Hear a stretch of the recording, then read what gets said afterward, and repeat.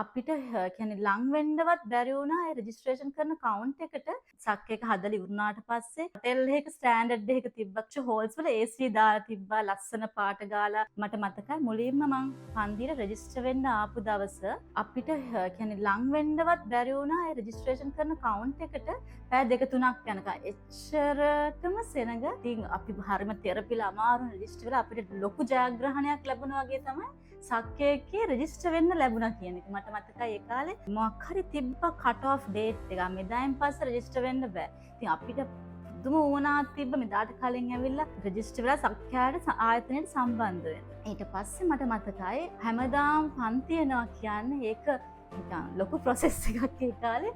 අපි පැය එකමාරකට විතර කලින් එනවා සක්කේ ආයතනයට. මොකද ඒ වෙලාවට ආවොත් විතරයි අපි පොලිමේ හිමීට යන්න ඕනේ. කියන්නේ මගේ ඉස්සරහෙන් මෙහෙම ළඟින්ම තමයි අනිත් කෙනා ඉන්නේ. මෙහෙම හැරෙන්නවත් බැහැ. අර ඒ තරම් ජනගඟ සෙනගක් තිස්සේ අමාරුවෙන් අපිම පඩියෙන් පඩිය පැයක් තිස්සේ උඩට යනවා. හිමින් වාඩි වෙලා අපි තද වෙලා තමයි කලර පොඩි බංකු ටික තද වෙලා අමාරුවෙන් ඉන්නේ. මං හිතන්නේ පරක් වෙලා આવොත් අපිට ඉස්සරහා වාඩි වෙනවා කියන එක කියනවා. අර හොඳම දේ අපි ඉන්නකොටම අපිට දකින්න පුළුවන් මේ බිල්ඩින් එක ලස්සනට කම්ප්ලීට් වෙනවා. කහපාට තියෙන තමයි සර් මේ ලෙක්චර් හෝල්ස් ඇතුළට ගහලා තිබ්බ. මට මතකයි ඒ කාලේ සර් කිව්වා කහපාට ගන්න හේතුවක්. මොකද කහපාට කියන්නේ අර මොකක් හරි පාඩම් කරද්දී හරියම ඉක්මනට ඇබ්සෝබ් කරගන්න උදව් වෙන පාටක් කියලා. සක් එක හදලා ඉවරනාට පස්සේ ඒකේ වොෂ්රූම් හැම අර හොටෙල් එකක ස්ටෑන්ඩඩ් එකක තිබ්බ ක්ලාස් රූම් එකක් තියෙන මට මතකයි ක්ලාස් මේ ලෙක්චර් හෝල්ස් වල AC දාලා තිබ්බා ලස්සන පාට ගාලා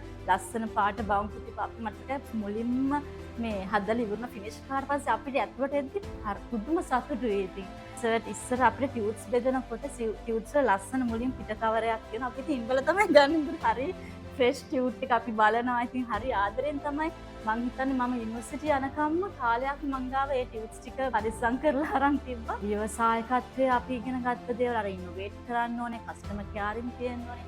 ඒ ඔක්කොම උගන්වනා වගේම ප්‍රැක්ටිස් එකට දාපු ගුරුවරයෙක් කියලා ඉතින් මට හරිම සතුටින් කියන්න පුළුවන්.